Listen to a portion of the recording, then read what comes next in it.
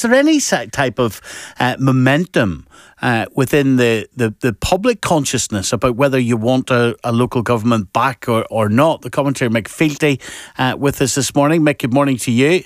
Hi, Stephen. Good morning. Is there any desperation, do you think, Mick, from the public to get local ministers back? I don't hear it coming through in the phones. No, but I think we shouldn't lose perspective on the idea that this is extremely exceptional. Northern Ireland has spent 2 years without a working democracy. And any other part of the Western world, that would be seen as a complete and utter disgrace.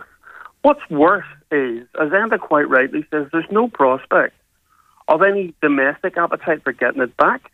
And I think he nailed it somewhere when he said expecting parties to compromise before an election is pie in the sky in this part of the world. Now, what that points at is the fact that the two parties that we expect to do a deal simply cannot do a deal before the election that makes it look like they in any way are going to compromise with each other. And yet, the form of democracy we have chosen is called power sharing.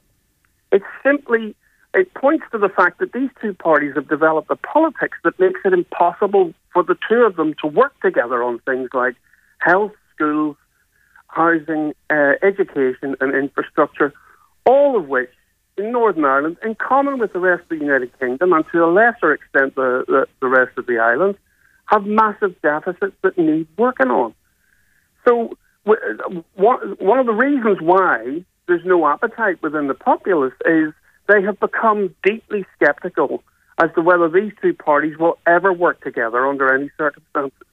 If you look at their track record, between welfare reform and the devolution of policing and justice, the Northern Ireland Executive lost nearly 4 years of work together in the politics of protest.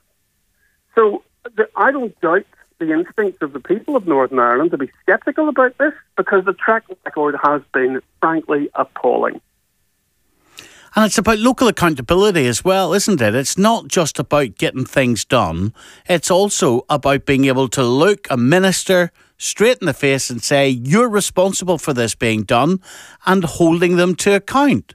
And with no local minister, what can people do to make Northern Ireland better, to push Northern Ireland on, Mick?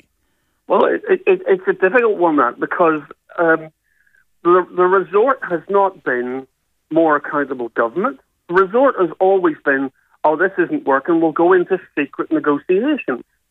Secret negotiations, the objectives of which are never clear, even to people like me who watch the political game very, very closely from week to week, month to month. You know, the present crisis happened because of RHI. Very, very quickly, RHI disappeared as any kind of a demand, and it became the Irish Language Act. But the nature of the Irish Language Act was kept hidden until we saw the so-called draft deal of February last year, in which case it lacked ambition, it lacked power, it lacked anything that really anyone who is an Irish language enthusiast would be looking for out of legislation. So it's all cloak and dagger. And even when they're in so-called government, as I say, they spend most of their time not thinking about the public, and certainly not thinking about how can they be made more accountable to the public.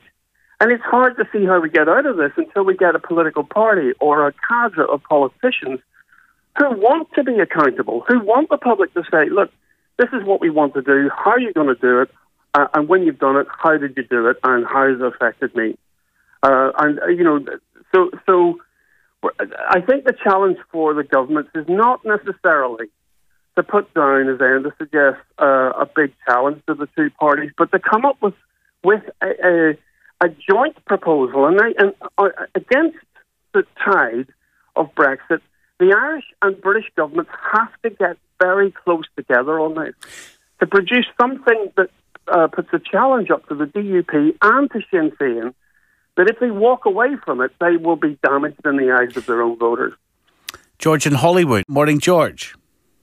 Hello, Stephen. Why are the BBC and other media outlets failing in their duty to confront the British government and political unionism on this vitally important point? Political unionism must honour previous agreements or addendum agreements, or storming is pointless. Let's look at some of the issues. Where's the promised Bill of Rights, the Irish Language Act, on the same model as they're available to UK citizens who are Welsh and Scottish? Where's the legacy fund for legacy investigations? Where's the pension fund that were promised? Where are the All-Ireland bodies that were never even utilised since 2007? Stephen, there is a whole litany. Even look at reneged promises such as the Long Cash site. Remember Peter's letter from America? There has to become a point in time we say to ourselves, what is the point of entering agreements with political unionism when they won't honour them? It becomes pointless. It's up to the Irish government and the British government to sit down together and list the issues that have not been implemented from previous agreements and then timetable those for implementation. Otherwise, Stormont is dead. Mick Fealty? Yeah, look, I think there's a misreading of history coming out here, and I don't know where George is getting this from, but the Bill of Rights, both the DUP and Sinn Féin, when they were doing their jobs in the executive, set up several attempts to try and get an agreement on a Bill of Rights. Even on Slugger, there's another thing, the Charter of Rights for the whole of the island. On Slugger, we tried to get a conversation going about that about 10 or 12 years ago. And I know that the chair that was set up to try and get that going wrote to every single political party on the island, north and south, and got two responses, one from the Alliance Party and one from Sinn Féin. Nobody else even bothered to respond. So some of this stuff that's being pushed as unionism's fault is actually a failure of governance or a failure of imagination or a failure of politics. I really don't know where the Bill of Rights thing came from, but that one really irks me every time I hear it coming up. And you heard, Mick, reflected in our couple of calls this morning, I guess the impasse that there is in Northern Ireland among some people. Now, how reflective is that of the wider population? Well, I tell you what you're hearing in the anger on both sides this morning is a reflection of an impasse which is created by the poor politics of both Sinn Féin and the DUP.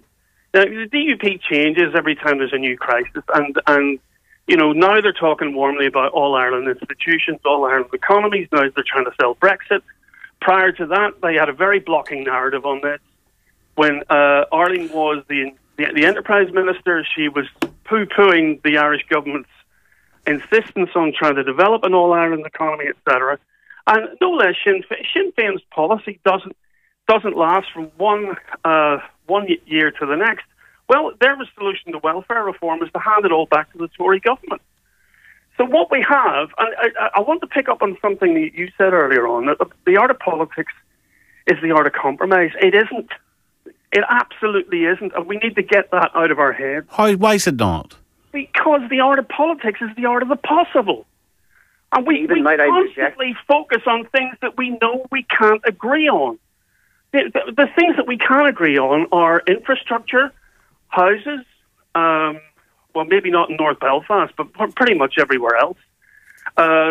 Roads, we belatedly come ironically, in the last administration, there was some agreement on roads, and there's a massive investment now going in to making the East Coast corridor, north and south, actually work. There's a whole bunch of things that we can do, even the north-south interconnector. All of those things can be worked upon, and they are part of what's possible. We keep getting nodded on things that we know we don't agree on.